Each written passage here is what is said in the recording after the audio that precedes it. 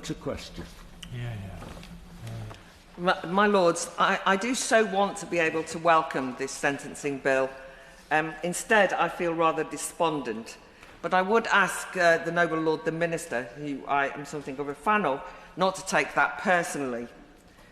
The issue of sentencing matters. It matters to me, it matters to all of us here, and it matters to the public. And it's been rightly agitating the public of late. Recent debates have raged over controversial sentencing decisions. Should someone like Lucy Connolly, whose social media posts saw her sentenced to prison for longer than actual rioters who used violence against asylum hotels, is that the right kind of sentencing? Then there's the regular rows about whether some crimes are punished too lightly, mitigating circumstances used too liberally, about whether sentencing for serious offences such as sexual assaults or child abuse adequately reflect those heinous crimes. Conversely, many are concerned that some crimes are punished too heavily. Should activists be locked up for protesting? Are too many young people, too many women being locked up when better alternatives exist? Others worry about all the laws being pushed through Parliament that criminalise ever more activities. Over in the Crime and Policing Bill, we're seeing the creation of a plethora of new offences, such as respect orders, the breach of which can lead to 2 years in prison. So there's plenty for us to discuss and debate in relation to sentencing. In that spirit, I welcome the bill's attempt to clip the wings of the Sentencing Council. Debating sentencing is our responsibility, not a Quango's. And I agree with the Lady Chief Justice's point that any sentencing framework needs greater democratic oversight. And, quote, policy must be set by parliamentarians who answer to the people. Well, let's be frank, the people are tearing their hair out about the mess that parliamentarians are making of sentencing and of prisons as we speak. The now weekly revelations of prisoners being freed from jail by mistake makes a mockery of our deliberations here. I mean, what's the point of hours and hours pondering sentencing if, once sentenced, the system is going to let them go by accident? And these aren't harmless lags. Of the 262 released by accident in the year March 24 to 25, 87 were convicted of violence against a person and 3 for sexual offences. And never mind the accidental releases, we've also witnessed the travesty of an emergency release scheme that's seen 38,000 prisoners released early for no other reason than official mismanagement of prisons. And then there's another anomaly. Too many criminals aren't being caught to be sentenced, not because they're criminal masterminds, but because the forces of criminal justice seem to have abandoned swathes of the country to lawlessness. All of us will know friends, family, colleagues whose stolen phones, laptop, bikes are fitted with tracker devices, but when reported to the police, receive and say, "I know where it is, officer, and who has it?" The police shrug and do nothing. And don't mention those many instances of mass shoplifting, such a scourge in so many communities, yet ignored by the authorities. These are criminals missing from our sentencing consideration because of state negligence, and the public would be inevitably frustrated. So with this backdrop, it just feels a bit surreal and demoralising to be asked to have a meaningful debate about sentencing policy. But ever hopeful, I'm hoping that we can try to dig deeper, as this second reading has done, to consider all sides, philosophically as it were. Are ever longer prison sentences the key to tackling crime, or is prison itself, as the Minister implies, creating more criminals than it's rehabilitating? But I'm worried that those proper debates, that this bill itself avoids them. And despite what the Minister says, this bill will hem us in, because the government's justification for the bill is all hooked on the problem of prison capacity and overcrowding. We're told, quote, "We can't build our way out of a crisis. Without significant reform, demand for places will outstrip supply by early 2028. It's posited as a technical problem. And what's demoralising is we're basically being told that we've got no choice but to reform by reducing sentences. And regardless of what we think, or if we disagree, we're met with the retort, "Is the overcrowding crisis stupid?" And so the proposals in the bill are all about reducing sentences, not based on principle, but for technocratic ends, with contested evidence, with a contested evidence base and without the resources, as we've heard. One of the key proposals is to reduce by a further 10% early releases of fixed-term sentences.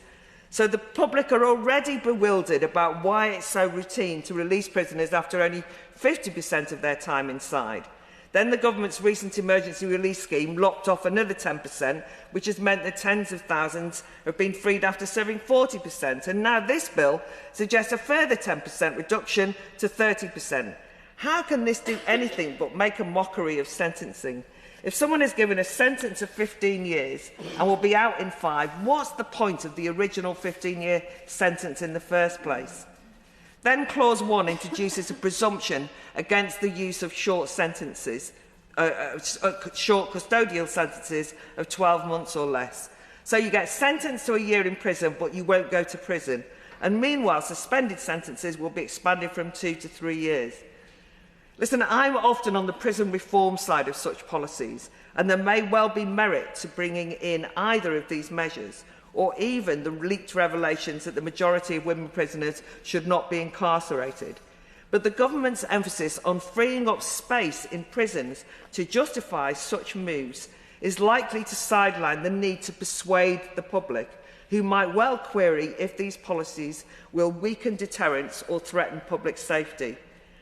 Hiding behind the Damocles sword of an overcrowding crisis seems to be an evasion of political accountability and could well fuel public cynicism.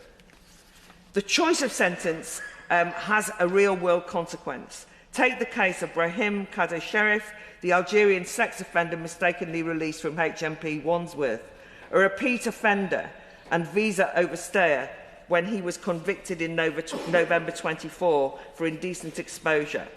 He was then put on the sex offenders register for 5 years, fair enough, but his sentence was only an 18-month community order.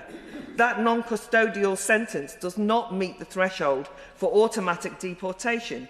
So when people ask, why was he even in the country to offend, the answer is sentencing choices.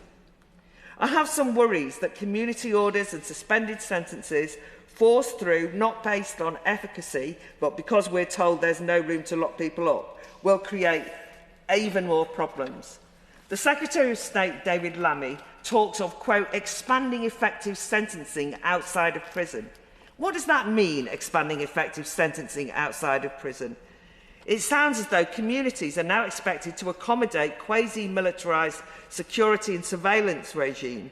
And it seems that convicts in the community who can now be banned from certain pubs, attending sports and other public events, confined to restricted geographical zones, and of course, more use of electronic monitoring. That sounds to me more like prison than freedom. And as the noble Lord Sandhurst has asked, who is going to monitor all these provisions and supervise a huge influx of prisoners into our communities?